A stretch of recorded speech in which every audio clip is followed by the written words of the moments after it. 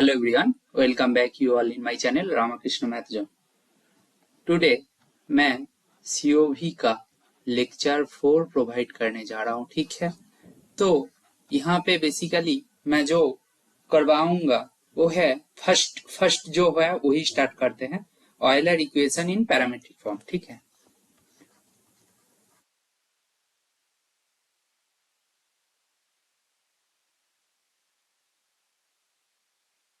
Parametric form,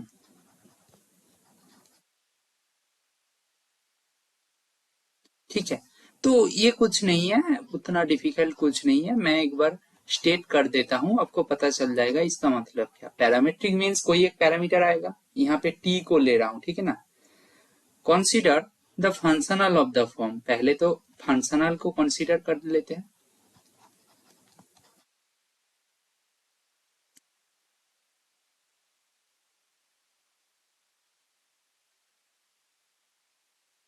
कौन सा form में लोगे? आई ऑफ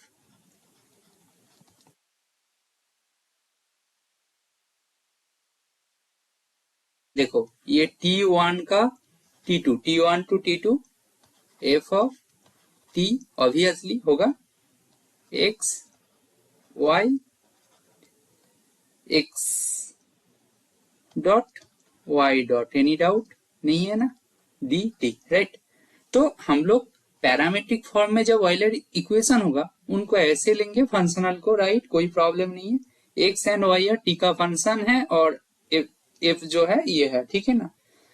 नाउ क्या है, इनके साथ कुछ इनिशियल कंडीशन होगा कि नहीं भाई। एक्स डॉट का मतलब d x by d t, y dot का मतलब d y by d t, ठीक है ना। अच्छा वो भी लिख देते हैं।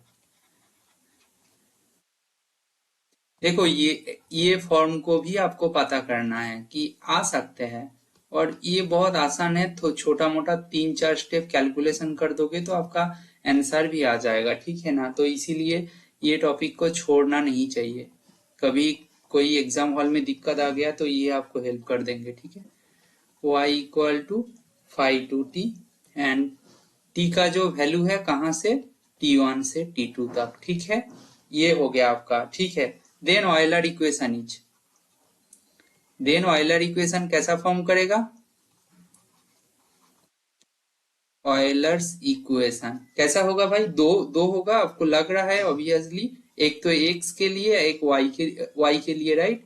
Minus d y d t del F by del x dash equal to 0, and और एक क्या होगा, y की रेस्पेक्ट में होगा del F by del Y minus d y d t del F by del Y dash equal to 0। भाई देखो इतना ही आसान है, कुछ नहीं है। एक्स वाई था, ठीक है। मतलब फर्स्ट में क्या था, वाई ऑफ एक्स करते थे ना। यहाँ पे पैरामीट्रिक फॉर्म में लिख रहा है ऐसा फंक्शनल होगा, और उनके साथ कुछ बाउंड्री कंडीशंस होंगे ऑब्वियसली। जो टी का रेंज क्या है, T1 से T2 तक है, तो उनके लिए बाउंड्री कंडीशंस है। एक्स के लिए, वाई के लिए ऑब्वियसली फर्स्ट डेरिवेटिव तक है तो एक्स के लिए होगा और वाई के लिए होगा, ठीक है ना। और ये T1 T2 तक होगा ना। तो देन ऑयलर इक्वेशन कैसा फॉर्म करेगा? एक तो आपका ये है और दूसरा हो आपका ये है, ठीक है। अभी देखो यहाँ पे मैं एक्स वाई के लिए कर रहा था। नाउ हमारे पास सपोज फंक्शन ऐसा है, हमारे पास फंक्शन ऐसा हो सकते हैं ना, y of x t equal to T1 to T2 F of t x x dash d t हो सकता है। इन केसों में कुछ बाउंड्री कंडीशन होंगे, बाउंड्री कंडीशंस है, ठीक है। बाउंड्री कंडीशंस कुछ है, बट यहाँ पे ऑयलर इक्वेशन क्या होगा? ऑयलर इक्वेशन क्या होगा भाई? एक ही होगा, del F by del x minus d y d t del F by del x dash का मतलब मैं पहले ही बोल दिया हूं, d x by d t, ठीक है ना। तो ये हो गया।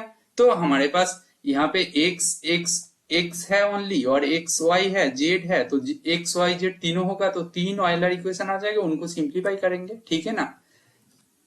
देखो आपको अल्टीमेटली क्या पता करना होता है, ऑयलर इक्वेशन का मतलब first form, second form, third form. उनका कुछ स्पेशल केसेस बोला हूं कि उसको याद रखने का कोई जरूरत नहीं है। उसके बाद आया था Euler equation with higher order derivative, आया था कि नहीं? Euler equation with higher order derivative आया था, ठीक है ना? तो वो वाला पार्ट आप कर लिए हो। उसके बाद कुछ क्या किए थे ना, उनके अंदर जो डिपेंडेंट वेरिएबल है, मतलब समझ रहे हो, उनके अंदर डिपेंडेंट वेरिएबल मोर देन हो गया था, मतलब हम लोग एक्स को क्या बोले थे? इंडिपेंडेंट, इंडिपेंडेंट वेरिएबल ना, ये तो इंडिपेंडेंट वेरिएबल था, और y हमारे पास क्या था? डिपेंडेंट था, ठीक है ना? नाउ उसके बाद हम लोग y का हायर ऑर्डर डेरिवेटिव के लिए एक केसेस कंसीडर किए थे, उनके लिए फॉर्मूला मिला था। दूसरा क्या किए थे? y1 y2 करके yn तक लिए थे। इसका मतलब क्या? डिपेंडेंट वेरिएबल को मतलब एक से ज्यादा लिया। 2 के लिए कैसे आता है दिखा दिया हूं, तो उसको जनरलाइज करके n तक लेके गया था। समझ में आया? ठीक है। उसके बाद क्या कर रहा हूं? उसके बाद कर रहा हूं पैरामीट्रिक फॉर्म। पैरामीट्रिक फॉर्म में भी एक्स वाई दोनों डिपेंडेंट, पैरामीट्रिक फॉर्म में भी एक्स वाई दोनों डिपेंडेंट वेरिएबल है। किसके ऊपर डिपेंडेंट है? टी के ऊपर। टी यहाँ पे पैरामीटर है, ठीक है। इनके लिए एक एग्जाम्पल कर लेते हैं, जो पैरामीट्रिक फॉर्म था उनके लिए, ठीक है। देखो यहाँ से भी कभी कभी क्वेश्चन पूछा गया है, पीआईक्यू का ही क्वेश्चन है, ठीक है ना। तो पीआईक्यू से मैं क्वेश्चन लिख के रखा हूं, जो है the extremal of the extremal of 1 to 2 x dash square by t cube dt, जहां पे बाउंड्री कंडीशन आपको दिया गया है x of 2 इक्वल टू 18, ठीक है। Using Euler equation is given by, मतलब एक्सट्रीमल क्या होगा? Extremal of this equation is given by, ठीक है। ऑयलर इक्वेशन ही तो आप यूज करोगे, वो लिखने का कोई जरूरत नहीं है। given by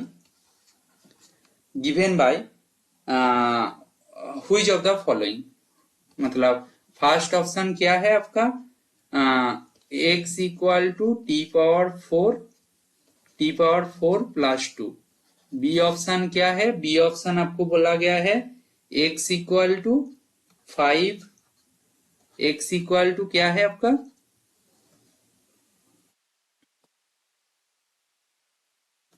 5 T cube plus 3। अच्छा, सी ऑप्शन क्या है? x इक्वल टू 15 बाई क्या है? 15/7 टी क्यूब प्लस 6/7। और एक डी ऑप्शन था, डी ऑप्शन क्या दिया गया है? डी ऑप्शन दिया गया है x equal to 5 t square, ठीक है। x equal to 5 t square, ये आपको दिया गया है। तो इसको कैसे करोगे? सी, ये आपका क्वेश्चन है। देखो यहाँ पे क्या है, यहाँ पे जो फंक्शन है एफ क्या है? This one F, right.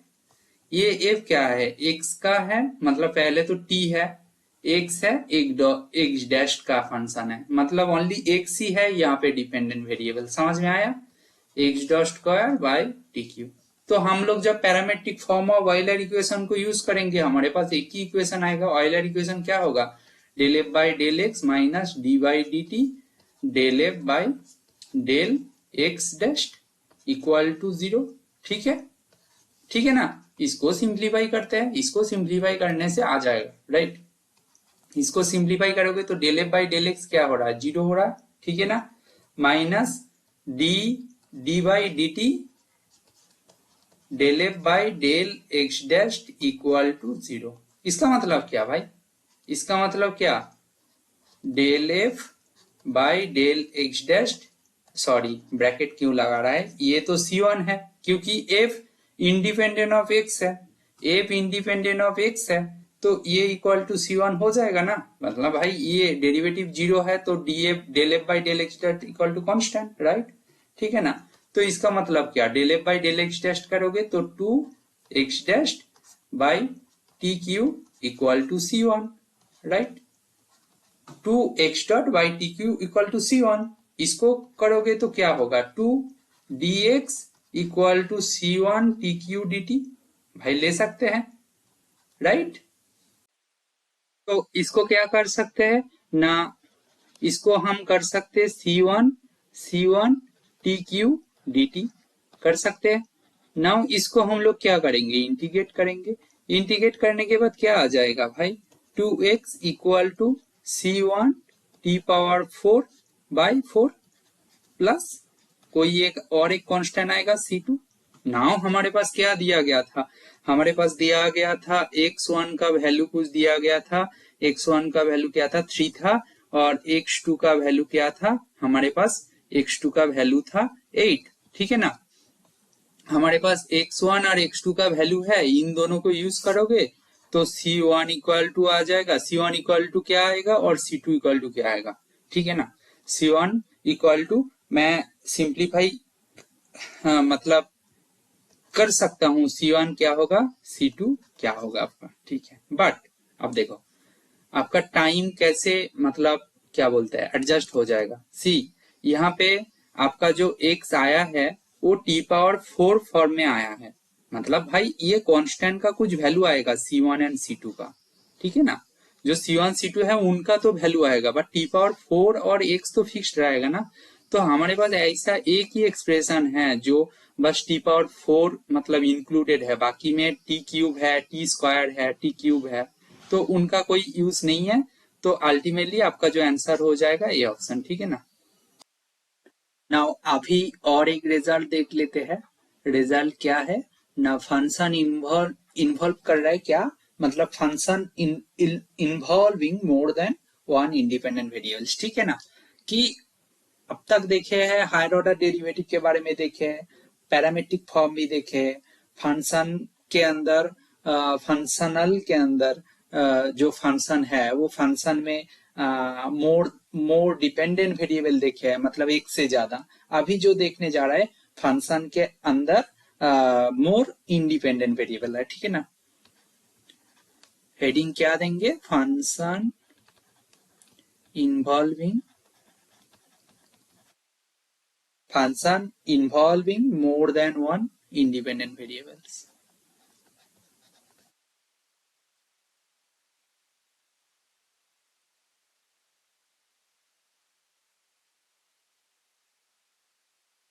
ठीक है, सिंपल बात है, मतलब आपको समझ में आया ही होगा कि यहाँ पे जो हम लोग जो बस x ले रहे थे, जैसे हम लोग अभी इसको कैसे डिनोट करेंगे, x कोमा y, समझ में आ रहा है। पहले y ब्रैकेट में x लिखता था, इसका मतलब x इंडिपेंडेंट है, y x के ऊपर डिपेंडेंट है। अभी पूरा सिनेरियो बदल गया, मतलब नोटेशन वाइज, बाकी कुछ नहीं है, ठीक है ना। यहाँ पे x का लिमिट होगा और यहाँ पे y का लिमिट होगा, तो ऐसे लिख दिया, ठीक है, समझ में आ रहा है। नाउ f क्या होगा, फिर f होगा आपका x y z z x Z Y, ठीक है, क्लियर। देखो जेड का फर्स्ट डेरिवेटिव होता था, बट यहाँ पे दो इंडिपेंडेंट वेरिएबल है, तो एक्स के रेस्पेक्ट पे डेरिवेटिव, वाई के रेस्पेक्ट में डेरिवेटिव, ठीक है। ऐसे फंक्शनल को डिनोट कर दिया, ठीक है ना। जेड एक्स मतलब del Z Y del X, Z Y means del Z Y del Y, then पता है ना। Then Euler equation, Euler's equation is क्या होगा भाई, ऑयलर इक्वेशन आपका हो जाएगा del F by del Z minus D by D X del F by del Z X minus D by D Y del F by del Z Y, ठीक है, equal to 0, ठीक है। तो हमारे पास more than one independent variable हो जाएगा, तो आपका ऑयलर इक्वेशन ऐसा फॉर्म का दिखेगा, ठीक है ना, क्लियर। ये बेसिक था, और इसके ऊपर एक क्वेश्चन सॉल्व कर लेते हैं। इसके ऊपर एक क्वेश्चन देख लेते हैं। देखो यहाँ पे ज्यादा कुछ नॉलेज मतलब नॉलेज बेस कुछ है नहीं, फॉर्मूला बेस ही है, सीधा सीधा फॉर्मूला याद रखना है, ठीक है ना। नाउ क्वेश्चन क्या बोला है, find the equation which gives the extremal of the functional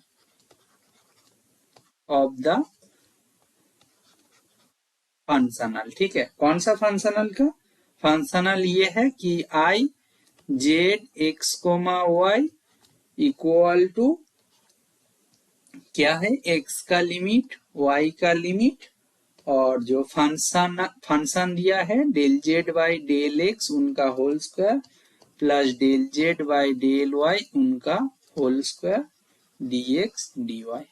तो भाई यहाँ पे एफ ये है ना, ठीक है। नाउ इसको सॉल्व करते हैं। तो क्या यूज करोगे, जो more than one independent variable के लिए फॉर्मूला था उसको यूज करोगे। क्या था, del F by del del F by del Z minus D by D X del F by del Z X, यही तो ऑयलर इक्वेशन था इन दिस केस में। Del F by del Z Y equal to zero. भाई F के अंदर तो Z का कोई फंक्शन है नहीं, ये टर्म सीधा सीधा जीरो बन रहा है। और ये क्या हो जाएगा आपका D by D X del F by del Z X means क्या हो जाएगा, ये तो जेड एक्स है, del Z by del X means Z X mean to Z X हो जाएगा आपका, minus D by D Y ये क्या हो जाएगा टू जेड वाई हो जाएगा इक्वल टू जीरो। इसको सिंप्लीफाई करो, माइनस माइनस हटा देते हैं, कॉमन लेके माइनस कर दोगे तो हो जाएगा ना। तो टू जेड डबल एक्स हो जाएगा, अच्छा इसको माइनस ही रख लेते हैं चलो, टू जेड डबल वाई हो जाएगा इक्वल टू जीरो। इसको सिंप्लीफाई करोगे तो Z X X plus Z Y Y equal to zero. ये आ गया आपका सिंप्लीफाई करने के बाद, ठीक है। इसको पता है, तो ये है आपका रिक्वायर्ड इक्वेशन। आपको इक्वेशन फाइंड करना था, क्या बोला था, find the equation which gives the extremal of the functional. तो बाय ऑयलर्स इक्वेशन हम लोग यूज किए हैं, तो रिक्वायर्ड इक्वेशन हमें मिल गया, ठीक है। रिक्वायर्ड इक्वेशन हमें मिल गया। तो मैं पहले ही बोल चुका हूँ लेक्चर 1 लेक्चर 2 वेरी इंपॉर्टेंट है, बाकी जो टर्म्स है मतलब उनका ही एक्सटेंशन है, जब वेरिएबल इंक्रीज करोगे पैरामेट्रिक फॉर्म में लेके जाओगे, ठीक है ना। बट ये सब एक बार देख लोगे तो आपको एक बार नोट बना लीजिएगा, मतलब छोटा छोटा, तो देन वहां से क्वेश्चंस बनता है आजकल, ठीक है। और एक वाइटल पॉइंट है जो है आइसो पैरामेट्रिक फॉर्म, यहाँ से भी क्वेश्चन बनते हैं, मैं क्वेश्चन करवाऊंगा। आप पहले लिख लेते हैं आइसो पैरामेट्रिक फॉर्म क्या है। आइसो पैरामेट्रिक फॉर्म, ये फॉर्म क्या है, आइसो पैरामेट्रिक फॉर्म ज्यादा कुछ डिफिकल्ट नहीं है, बस टर्म को एक बार लिखो देन आपको समझ में आएगा। क्या है iso parametric form, the problem of finding close curve of the given length, the problem of finding closed curve of given length which enclosed maximum area। The problem of finding closed curve, हमें closed curve find करना है which enclosed the maximum area।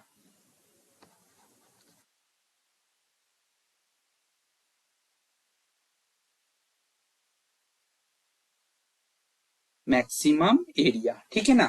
तो दे then सच को then such problem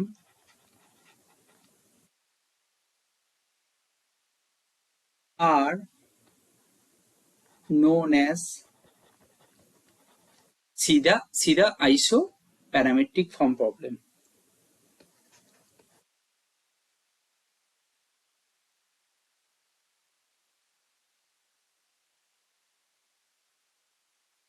इसको equation wise देखते हैं, मतलब इसको सिंप्लीफाइड फॉर्म में देखते हैं, देन आसान लगेगा। आइसो पैरामेट्रिक फॉर्म कुछ नहीं है, the problem of finding close curve, हमें क्लोज कर्व फाइंड करना है जो मतलब क्या, मतलब जो मतलब हमें फाइंड करना है जो मैक्सिमम एरिया दे रहा है, ठीक है ना। जो मतलब मैक्सिमम एरिया को डिनोट कर रहा है वो उनका मतलब उनके लिए जो क्लोज कर्व उनको हमें फाइंड करना है, ठीक है ना। आइसो पैरामेट्रिक फॉर्म का मीनिंग, ठीक है ना। नाउ इसको देखते हैं।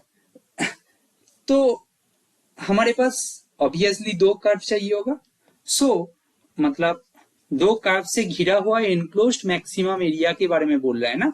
तो problem of finding close curves ना, तो जो फाइंड कर रहा है, ठीक है ना। Now there be two given functional,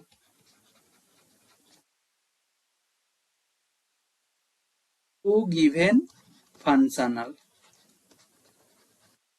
अच्छे से देखो, पहले इसको लिख लेते हैं। ये लिखना मतलब आर्गुमेंट लिखने में बहुत ही प्रॉब्लम हो रहा है, बट हाँ ठीक है, इसके बाद देखोगे तो बहुत इंटरेस्टिंग कुछ आएगा। वाई वाई डैश, ठीक है। हमारे पास दो फंक्शनल दिया हुआ है, ठीक है ना। The problem is to determine Y X. हमें क्या फाइंड करना है? वाई एक्स फाइंड करना है भाई, क्लोज कार्व फाइंड करना है, सीधा बात है। द प्रॉब्लम इज, क्या लिखे, the problem is to determine लिख देते हैं, ठीक है। determine yx which extremize the functional। कौन सा functional? I equal to x1 to x2 f x y y dash dx subject to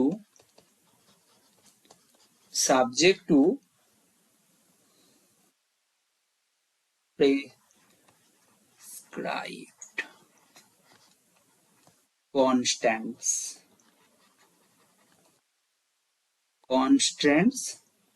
y of x1 equal to y1, y of x2 equal to y2। पहले लिख लेते हैं, then अच्छे से बोल दूंगा।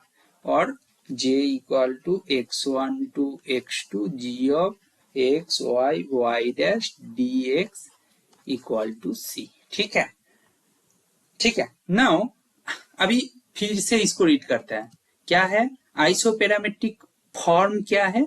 The problem of finding close curve of the given length which enclose the maximum area. जो maximum area के इनक्लोज करते हैं, सीधा बात है ना, वही आइसोपैरामेट्रिक फॉर्म है ना। हमारे पास दो फंक्शनल है सच दैट, एक फंक्शनल है, हमें क्या फाइंड करना है? वाई एक्स को फाइंड करना है। इसको राउंड कर देते हैं, हमें वाई एक्स को फाइंड करना है सच दैट दिस फंक्शनल उनके साथ कुछ मतलब क्या बोलते हैं, जो कॉन्स्टेंट्स है, जो बाउंड्री कंडीशंस बोलते हैं, ठीक है ना, उनके साथ सब्जेक्ट टू और एक कंडीशन दिया है, वो अनदर फंक्शनल है। वहां पे जो सी लिखा हूं इक्वल टू सी, वहां पे जो सी लिखा हूं, सी क्या है? ये एक फिक्स्ड कांस्टेंट है, ठीक है ना, fixed constant, fixed constants, constant, ठीक है ना। तो ये हो गया, देन ये हो गया, देन क्या होगा? देन हमारे पास ऑयलर्स इक्वेशन कैसा दिखेगा? कैसा दिखेगा ना, कुछ नहीं करना है। हमारे पास जो ये जो एफ फंक्शन को हम लोग इसको चूज करते हैं ना, इनके साथ ये जो सब्जेक्टेड टू है, तो इसीलिए हमें एफ फंक्शन को ऐसे लेंगे, X Y Y dash equal to F of X Y Y dash तो है ही, ये जो सब्जेक्ट टू कांस्टेंट है इसको lambda into G of X Y Y dash लेंगे, ठीक है। बाकी बाकी पूरा का पूरा सेम मेथड है। यहाँ पे लैम्डा क्या है भाई? लैम्डा हम लोग यूज करते थे सब्जेक्ट टू करके कोई एक फंक्शन का मैक्सिमम मिनिमम फाइंड करना है। यहाँ पे भी तो भाई एक्सट्रीमाइज ही करना है, समझ रहे हो, मतलब मैक्सिमम एरिया फाइंड करने के लिए जो फंक्शन है उसको ही ढूंढना है, राइट। तो यहाँ पे लैम्डा क्या है? क्या है इसको क्या बोलते हैं? लैग्रांज मल्टीप्लायर बोलते हैं ना, राइट। लैग्रांजेस मल्टीप्लायर, ठीक है, समझ में आया? देखो पहले आइसोपैरामेट्रिक फॉर्म बहुत कॉम्प्लिकेटेड दिख रहा था, अभी बहुत सिंप्लीफाइड हो गया। क्या है? एक फंक्शनल हुई एक्सट्रीमाइज करना है, हमें क्या करना है? हमें फंक्शन निकालना है, वाई एक्स को फाइंड करना है सच दैट कुछ कॉन्स्टेंट्स है, उनके साथ साथ ये जो फिक्स्ड कॉन्स्टेंट के बारे में बोला गया है। तो इन केसों में क्या करना है? जो हमारे पास कैपिटल एफ को लेते हैं, उसको लैग्रांज मल्टीप्लायर के साथ जो प्रेस्क्राइब कांस्टेंट दिया होता है उनको ऐड कर लेते हैं, दैट फंक्शन को, ठीक है ना। देन हम लोग क्या करेंगे? देन यूज ऑयलर्स इक्वेशन, मतलब ऑयलर्स इक्वेशन का जो फॉर्मूला है उसको यूज करेंगे भाई। यहाँ पे एक सी है, अच्छा यहाँ पे नहीं लिखेंगे, पहले तो फॉर्मूला लिख देते हैं, del F by del x minus, sorry क्या लिख दिया, del F by del Y minus D by D X del F by del Y dash, ठीक है ना, इक्वल टू 0। यहाँ पे डिपेंडेंट वेरिएबल वाई है, उनका फर्स्ट डेरिवेटिव दिया हुआ है, तो ऐसा ही फॉर्म करेगा। यहाँ पे बस एक ही तो फर्क है, यहाँ पे एक ही फर्क है, ये एक्स वाई वाई डैश का ही फॉर्म है, बस लैग्रांज मल्टीप्लायर से जो सब्जेक्ट टू कांस्टेंट दिया हुआ था दैट फंक्शन को ऐड कर लिया गया, बाकी सेम वे में यूज करोगे, इसको बोलते हैं आइसोपैरामेट्रिक फॉर्म। एक प्रॉब्लम सॉल्व करते हैं, उस टाइम जाके ये और अच्छे से क्लियर हो जाएगा, ठीक है ना। प्रॉब्लम प्रॉब्लम एक प्रॉब्लम को करते हैं, देन ये क्वेश्चन और आसान लग जाएगा, मतलब आइसोपैरामेट्रिक फॉर्म का जो कॉन्सेप्ट है वो आसान लग जाएगा, ठीक है। हमारे पास दिया गया है लेट वाई, वाई कहाँ पे है, सी स्क्वायर 0,पाई, इससे कुछ डरने की कोई जरूरत है नहीं, ठीक है ना।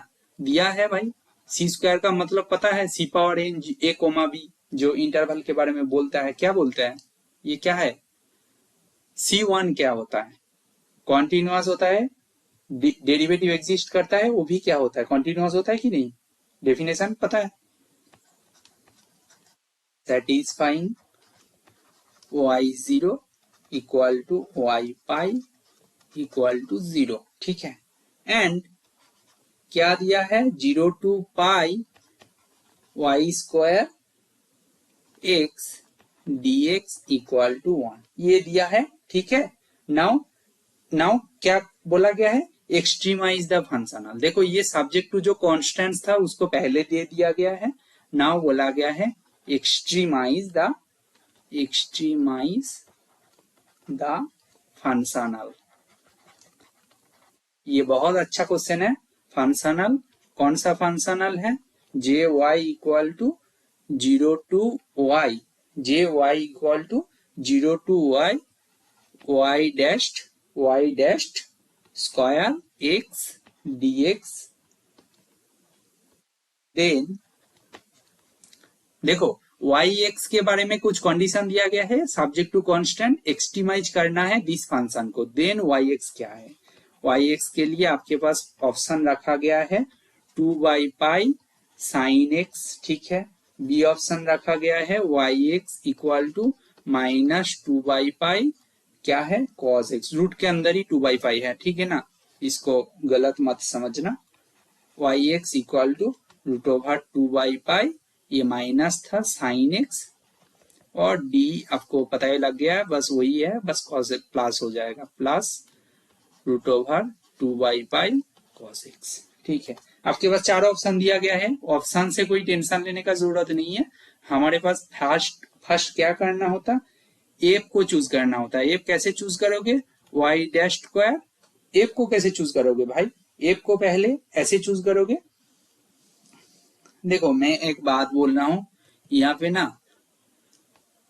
पे ना ये, हाँ कोई प्रॉब्लम नहीं, ठीक है चलो, यहाँ पे तो हम लोग क्या लेते हैं, लैम्डा, लैग्रांज मल्टीप्लायर्स लेते हैं, उनके साथ दिस फंक्शन को लेंगे, राइट, तो लैम्डा इंटू वाई स्क्वायर, ठीक है, हमारे पास एफ आ गया, देन सीधा सीधा फॉर्मूला यूज करेंगे, क्या, बाई ऑयलर्स इक्वेशन, हम लोग ऑयलर्स इक्वेशन से क्या बोल सकते हैं, del F by del Y, इसका मतलब 2 लैम्डा वाई हो जाएगा, और फॉर्मूला नहीं लिख रहा हूं भाई, ठीक है ना, बहुत लिख दिया। Now del F by del Y dash, इसका मतलब 2 वाई डैश इक्वल टू 0, ठीक है, इसका मतलब इसको सिंप्लीफाई करो, lambda Y minus Y double dash, देखो 2 कॉमन लेके हटा दिया हूं, ठीक है ना, ठीक है, ऐसा फॉर्म आ गया। यहां से देखो सी ऑप्शन क्या है,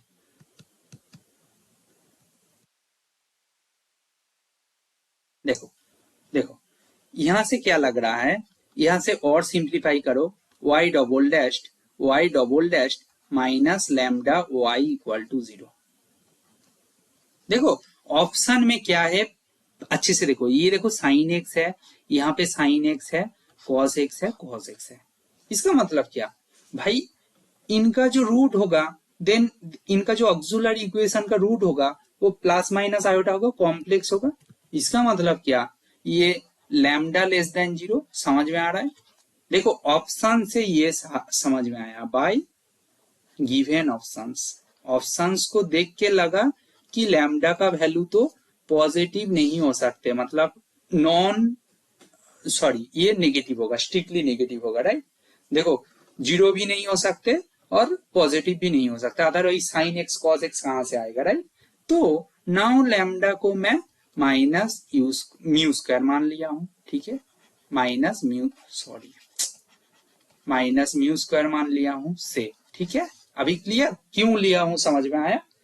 देन हमारे पास क्या हो जाएगा, देन इक्वेशन कैसे दिखेगा, y double least plus mu square y equal to 0 ऐसा दिखेगा। नाउ इसको सॉल्व करोगे तो मैं डायरेक्टली सॉल्यूशन को लिख रहा हूं, जो जनरल सॉल्यूशन होता है। इसको क्या करोगे, a cos mu X plus b sine mu X, ऐसा ही होता है, ठीक है ना। नाउ हमारे पास क्या है, इनिशियल कंडीशन दिया हुआ है, उसको यूज करूंगा, सिंप्लीफाई करूंगा, ठीक है ना। क्या दिया है, initial condition y 0 equal to 0 दिया है, इसको सिंप्लीफाई करो भाई, तो हमारे पास a इक्वल टू 0 आ जाएगा। क्लियर ना, आएगा कि नहीं, ये तो बेसिक है। Now y pi equal to 0 दिया है, y पाई इक्वल टू 0, इसको सिंप्लीफाई करोगे तो क्या आ जाएगा, c कहाँ गया, y पाई इक्वल टू 0, भाई ये तो b है, b sine mu X equal to 0, sorry ये म्यू एक्स थोड़ी होगा, म्यू पाई हो जाएगा, ठीक है ना, म्यू पाई इक्वल टू 0। भाई देखो ये 0 है, बी आपका 0 है, तो देन क्या होगा भाई, Y X equal to 0 trivial solution हो जाएगा, बट ऑप्शन में ऐसा है ही नहीं, तो इसको 0 होना है। तो साइन, देखो sine mu pi equal to 0 होगा तो क्या बोलोगे, mu pi equal to N pi, right, mu pi equal to N pi बोलोगे, म्यू पाई एन पाई बोलोगे, इसका मतलब म्यू इक्वल टू एन। और एन कहां से आता है भाई, एन कहां से आता है, एन इंटीजर है, कोई प्रॉब्लम नहीं, क्लियर। देयरफॉर क्या हो जाएगा, सो वाई एक्स आपका क्या हो जाएगा, वाई एक्स आपका हो जाएगा B sine N X, Y X आपका बी साइन एन एक्स हो गया, ठीक है ना। नाउ यहाँ पे बात है, आपके पास क्या था, जो सब्जेक्ट टू कांस्टेंट दिया था 0 to pi Y X D X equal to 1 था ना, इसको यूज करोगे तो बी का वैल्यू आ जाएगा, ठीक है। इसको यूज करोगे तो क्या आ जाएगा, 0 टू पाई बी स्क्वायर और sine square N X D X equal to 1, ठीक है। इसको 2 से मल्टीप्लाई करते हैं, 2 से डिवाइड करते हैं, ठीक है। और ये जो टर्म है ये क्या हो जाएगा, 1 minus cos 2nx, any doubt, यही होगा, यही होगा। दूसरा लाइन पे क्या करते हैं, बी स्क्वायर बाई 2 है, ठीक है, और ये 1 का इंटीग्रेशन करोगे तो x हो जाएगा, इसका मतलब पाई हो जाएगा, ठीक है। माइनस क्या होगा, माइनस होगा 1/2n हो जाएगा, और साइन 2nx, और उनका लिमिट क्या है, 0 to pi, clear, equal to 1। भाई ये टर्म तो 0 आ रहा है ना, पाई पुट करोगे तो x का वैल्यू तब भी 0 है, और x का वैल्यू 0 पुट करोगे तब भी 0 है, तो ultimate B square equal to क्या आएगा, 2/पाई।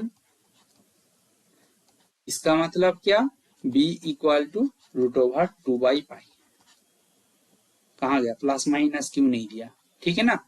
तो b equal to plus minus √2/पाई। सो भाई दोनों ही तो हो सकते हैं, b का वैल्यू प्लस माइनस 2 पुट करोगे तो कोई प्रॉब्लम नहीं, तो हमारे पास आएगा √2/पाई, हमारे पास क्या आएगा, प्लस माइनस √2/पाई, और ये तो साइन एक्स था, कॉस एक्स का वैल्यू वहां पे 0 हो गया था। ये अभी देखो आपका कौन सा ऑप्शन में दिया गया, देखो आइसोपैरामेट्रिक फॉर्म को देन कैसे सॉल्व करते हैं, बस एक लैग्रांज मल्टीप्लायर आ जाते हैं एफ के लिए, कैसे ना, Lagrange multiplier into subject to constants के अंदर जो फंक्शनल दिया होता है, फंक्शनल इक्वल टू मतलब वो कांस्टेंट फंक्शनल ना, उसको लैम्डा इनटू लगा देते हैं दैट फंक्शन को, देन सिंप्लीफाई करता है, इसको बोलते हैं आइसोमेट्रिक पैरामीट्रिक फॉर्म। देखो यहाँ पे तो ए ऑप्शन भी सही है, सी ऑप्शन भी सही है, समझ में आया? ए ऑप्शन सी ऑप्शन दोनों सही है, क्योंकि plus minus root over 2/sin x। तो आपका आंसर क्या होगा? आपका आंसर होगा ए ऑप्शन और सी ऑप्शन। ठीक है, आइसोपैरामेट्रिक फॉर्म को ऐसे यूज करते हैं। ओके, ठीक है, थैंक यू।